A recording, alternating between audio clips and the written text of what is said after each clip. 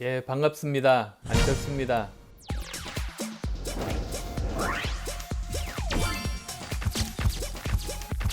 저는 지난 3월 1일부터 3월 15일까지 대구 동산병원에서 의료 봉사활동을 하고 어제부터 14일간 자가 격리에 들어갔습니다.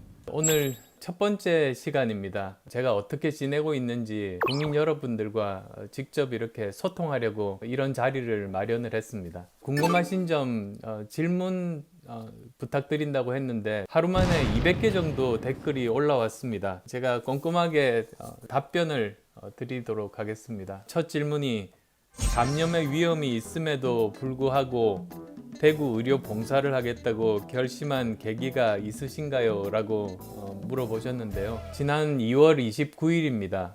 대구에서 갈수록 확진자들이 폭증을 하는 그런 날이었습니다. 그때 또 대한의사협회에서 문자를 받았습니다. 대구에서 그 의료진이 부족하고 굉장히 위급한 상황이니까 많은 그 의사분들 그 참여를 바란다는 문자를 받고 사실 별 고민하지 않고 가야 되겠다고 생각해서 내려갔습니다. 저하고 제 아내가 처음 만난 것이 의료봉사 활동하면서 만났습니다. 의료봉사 활동 현장에서 두 사람이 만났기 때문에 이런 경우에 같이 가는 것이 저희들은 별 고민 없이 너무나 당연한 일이었던 겁니다. 두 번째 또 질문이 대구를 처음 내려갔을 때 대구 시민들의 상황은 어땠나요? 그리고 시간이 좀 지난 현재 상황은 달라졌을까요? 라는 질문이신데요.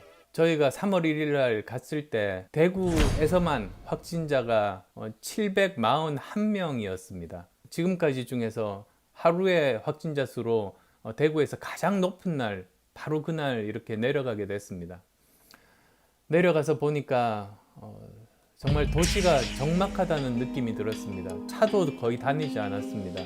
그리고 또 무엇보다도 대구 동산병원 바로 길 건너편에 서문시장이 있습니다. 아시겠습니다만 한강 이남의 가장 큰 시장인데 조선시대에도 그리고 전쟁 중에도 몇 년 전에 화재가 났을 때도 열었던 시장인데 그 서문시장이 문을 닫은 겁니다.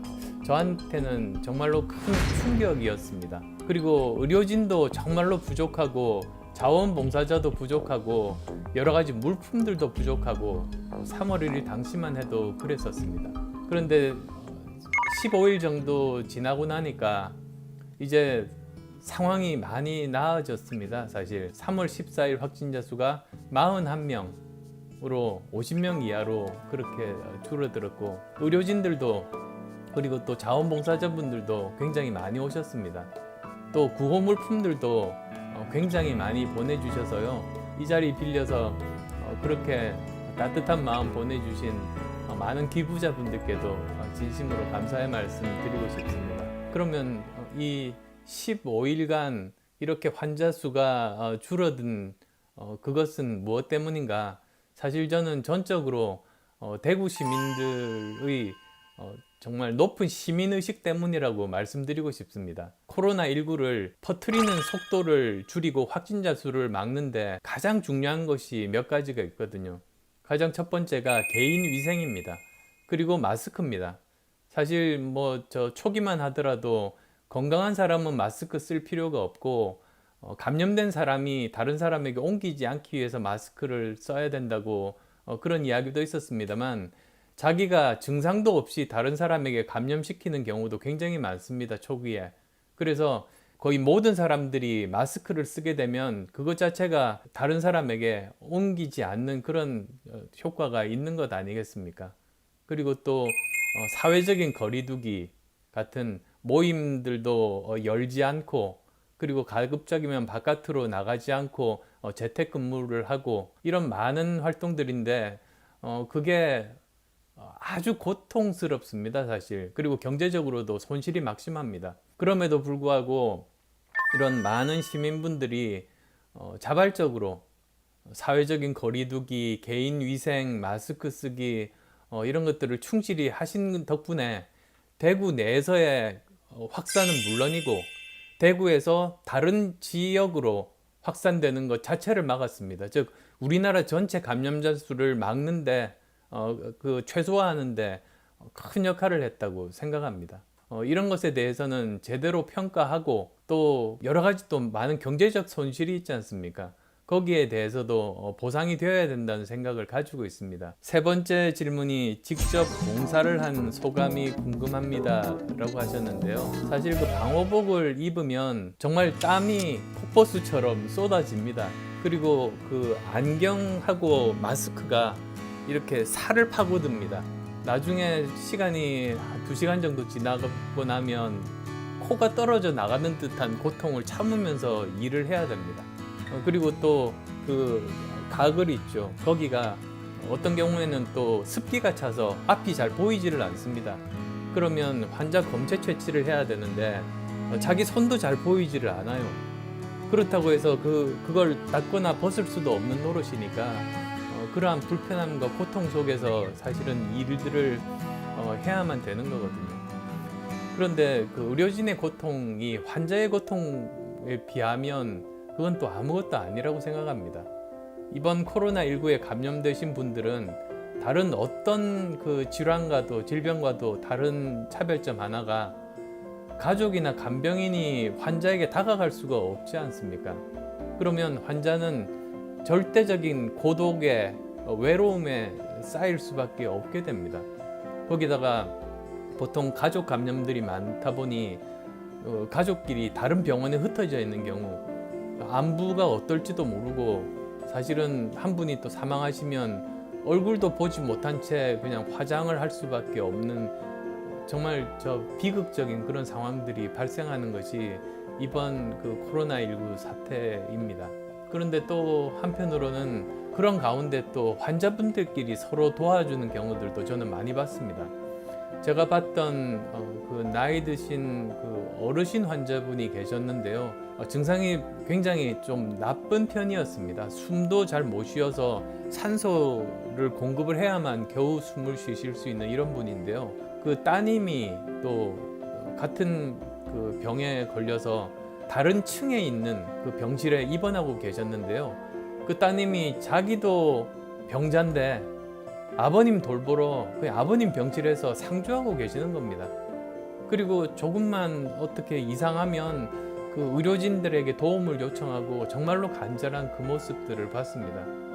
환자분들끼리 서로 공동체를 만들어서 함께 의지하는 그런 모습들도 볼 수가 있었다는 점 꼭 또 말씀드리고 싶습니다. 네 번째입니다. 사스, 메르스, 코로나19 이후에 앞으로 다른 더 위험한 전염병이 올 수도 있다고 생각하는데 그에 대한 대비 어떻게 해야 할까요? 이런 전 세계에 퍼져나가는 것을 사실 팬데믹이라고 하죠. 그런데 이 팬데믹이 결국은 아마도 주기적으로 이제 찾아오게 될 겁니다. 그리고 이럴 때 중요한 것이 각 국가마다 가진 대처 능력들, 문제 해결 능력들, 실력들입니다. 봉사활동 하면서도 보니까 그 대만이 어떻게 잘 대처했는가에 대해서 이렇게 그 보고서도 나왔습니다. 제가 본 게 3월 3일 날 자마라고 해서요. 미국 의학협회 저널입니다. 거기에서 대만이 어떻게 이렇게 잘 대처했는가인데요. 참고로 말씀드리면 대만은 인구가 2360만, 그러니까 우리나라 인구의 절반도 조금 되지 않는 정도인데 중국에서 오는 방문객 숫자가 우리나라가 작년 통계를 보니까 50만 명이었는데 대만은 271만 명. 대만의 인구는 우리보다 절반인데 중국에서 들어오는 그 방문객 숫자는 우리나라의 5배가 넘는 겁니다. 그런데 지금 현재 보면 현재 확진자 숫자가 67명, 사망 1명에 더 증가를 하지 않습니다. 그러니까 전 세계에서 굉장히 모범적인 사례로 이렇게 논문까지도 나올 정도인데요.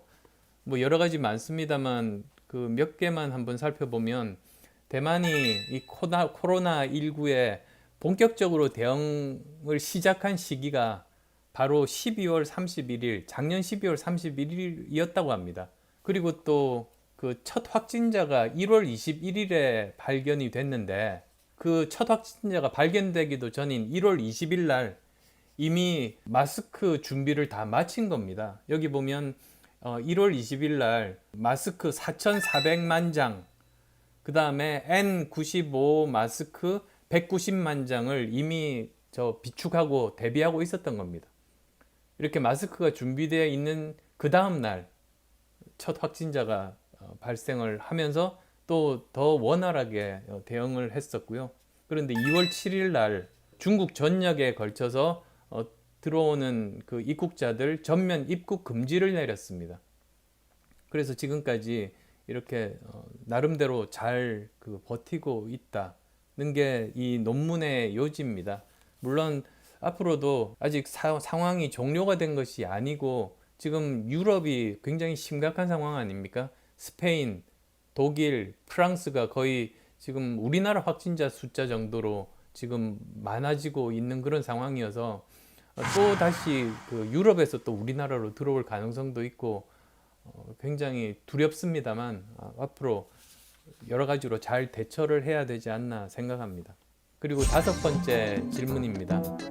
2주 자가격리 동안에 밖을 나갈 수 없는데 총선 계획은 어떻게 되시나요? 라고 걱정해 주셨습니다. 제가 여기에 있습니다만 여러 가지 화상 회의를 통해서 또는 이메일을 통해서 정책에 대한 것들, 지금 오늘 아침에도 사실 정책에 대한 부분들 제가 초안을 받아서 정리해서 또 보내기도 하고, 또 필요한 분들 제가 전화로 상의도 드렸었고, 거의 하루 종일 아침에 일어나면 저녁 때까지 쉴 시간이 없이 지금 열심히 하고 있는 중입니다. 아마 또 저처럼 자가격리 하시는 분들도 많으실 겁니다. 그리고 자가격리에 대해서는 그 수칙이 있지 않습니까? 외출 금지, 가족이 있더라도 가능한 서로 독립적인 공간에서 생활을 하라는 거. 진료받기 위해서 외출이 불가피한 경우에는 미리 보건소에다가 연락을 하라 이고요. 가족과 가능하면 접촉을 하지 않는 것이 좋고, 대화를 해야 될 때는 마스크를 쓰고 2m 이상 서로 거리를 둔 다음에 이야기를 하라. 가능하면 수건이나 식기나 휴대전화 같은 개인 물품 자기만 쓰는 것이 좋다. 나머지 건강 수칙 지키기는 일반적으로 모든 지금 사람들이 해야 되는 부분들 아닌가 싶습니다. 사실 저는 항상 현장에서 뛰어들어서 거기에서 부대끼고 공감하고 문제를 해결해 온 타입입니다. 예전이나 지금이나 항상 이렇게 제가 직접 연락해서 사람들을 만나는 현장형 타입입니다.